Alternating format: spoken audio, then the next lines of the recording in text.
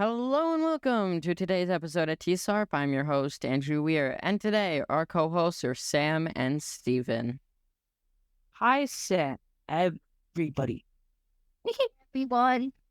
Sam stole my line. No, your line was everybody, which I've never heard of that person, but whoever they are, hello.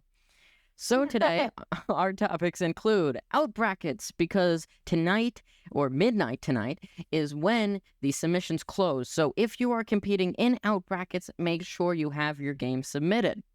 Also, apparently, those aren't volleyball nets. Wait, what? If you want more context on that, wait a little bit. And of course, now that Sam and Steven are here, we will do the segment on how they made the intro, because it is a pretty cool intro, and they worked hard on it. But before we get to all of that, here is the intro.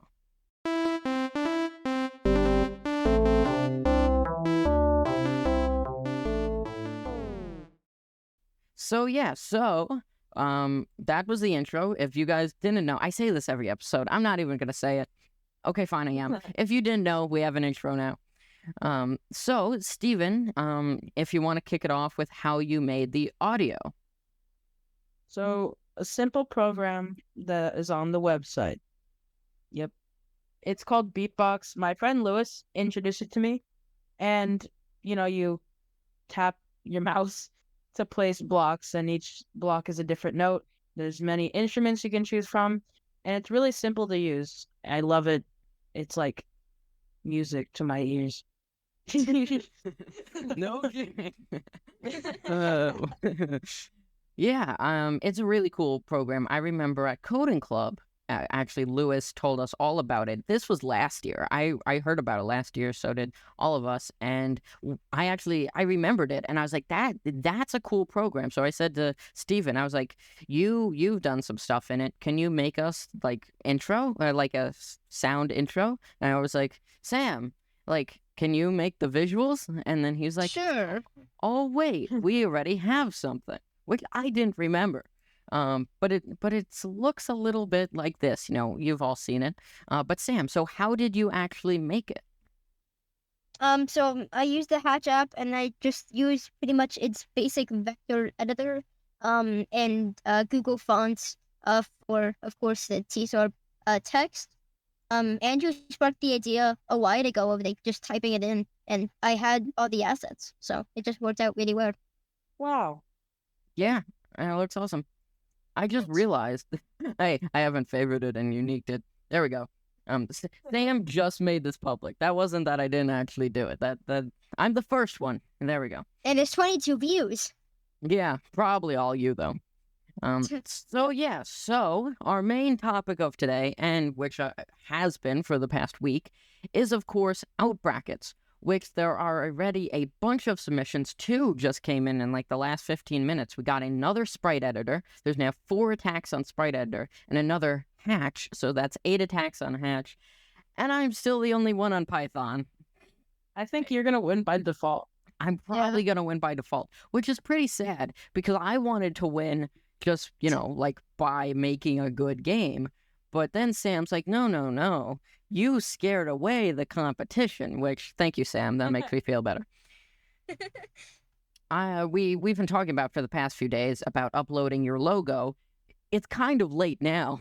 Well, no, you still have a bunch of days before the judging ends. But, upload your logo. What Mr. Ferrara did, which I thought was smart, is he manually changed like all of the Hopog students that didn't already make their logo just to the default like Hopog eagle, which is nice because it's like something there and not just this Roman building. And it kind of says like, hey, I'm from Hopog, and yeah, so it's cool. Other coaches, if you want, or if you're listening, doing that would be cool. Like for Mineola, the Mustang, or the Ram, for Merrick Avenue, that would be cool. So, like I said, I am the only one in Python. I updated my game a little bit today. I added sound, and I guess I really haven't announced my game or really shown my game, so I guess I'll do that now. So, as you all know, it's Python. I use Python Mini. I did it in Python processing, and actually, I shouldn't show my code. I'll blur this. I'll edit it, and I'll do that, little movie magic. But I'll have to mute the site because I don't want you all to be deafened by this sound because the music is kind of loud. But it's a fighting game. So it's called Mascot Fighter 2, of course, off of Street Fighter. It gives a little thing about how to play. You can press any button to exit except the mouse. That was finicky. And then you can pick any mascot. Say I go with the Ram. And then you have 2 attacks. The charged attack, you have a chance, as you can see, to do a lot of damage. Or you have the chance to do no damage at all. That is because the story reason is that the Ram or whatever you're using, whatever mascot, has to charge up, take some time, just a few seconds to really pack that punch. But that gives the other person or the other mascot time to move out of the way. But if you do land your attack, then it's a lot more damage. Light attack, you'll hit every time, but it's less damage. So it's kind of like, it's a little bit of luck if you succeed, but it's also strategy. Like, am I just going to click light attack the whole time, or am I going to take the chance? Because the AI does take the chance to do it. So that might be risky. They might succeed and you might lose, So it's a little bit of strategy, a little bit of luck. And yeah, it was fun to make. I made it, in only a few days. I submitted it 2 days ago. Of course, I added the sound today. So that's my game. Steven, would you like me to share your game? Yeah, except I will explain it. Yes. So, I made a game. It's called School Skirmish. I stole those words from all skirmishes I've been in. It's quite simple. And whatchamacallit? It's similar to what Andrew's game is. It's a fighting game. Except mine has weapons, defense tools. And, it's kind of straightforward. You can press wins. Oh, well, I'm strong now. You can press wins to add up the wins. And there's all different weapons, which is cool. There's the AI. I'm not very good. Wait, what's the shooting button? I didn't read the... Down button. Down? Oh. Yeah. Oh, this is fun, but I'm really bad at it. Yeah. Shoot. This is cool. Oh. Some weapons are overpowered, like the laser. Player 2. Wins. Oh yeah, you can add up wins. It can go up to infinite, or it goes back to 1. Wow. I have infinite. Wow. And then you can play against. Yeah, you can click other skins. You can also play against someone else if you're right next to them. That's cool. I can. Yeah, there's a missile. Wow. Yeah. Oh god, that's a big missile. This is cool. This is really cool. Sam, I would share your game, but it's not done, right? No. Working on it right now, actually. So we will share Sam's game tomorrow once it is all done, and once every game is submitted, we'll know the total tallies of, like who, if I have any competition or if I just automatically move on to the final round. I already said that my only goal was to be best Python, and it looks like that will probably happen. But if I don't think I'll win overall for reasons like Steven's game is awesome. And I bet everyone else's game is awesome. I bet like every game can beat mine because it's Python. But yeah, so it will be cool to see the winners. And yeah, so it's going to be fun. We will announce all that stuff on the winners, and I believe the winners will be announced Monday. Actually, I'll give a PSA. So it's going to look a little weird, apparently, the combat log. So Mr. Farrar was explaining this to me today, but how it's going to work is, say, like, for instance, right, Python. Right now, I am the only one on Python. So like, right out of the gate, I will get that territory. But say that by the end of tonight, 2 other people then get Python. Or submit to Python, right? So when the judging starts to go through, it will look like, hey, I got the territory. And then if the guy that submitted his project right after me was better, it will say he got the territory. But then if the guy after that, it will say that guy then got the territory from the guy before that, So it won't just be like the last guy got that territory. It will show kind of like the progression, which is basically just based on who submitted first. Now, that doesn't give you any advantages because if you're still the best game, you'll win no matter when you submit it, right?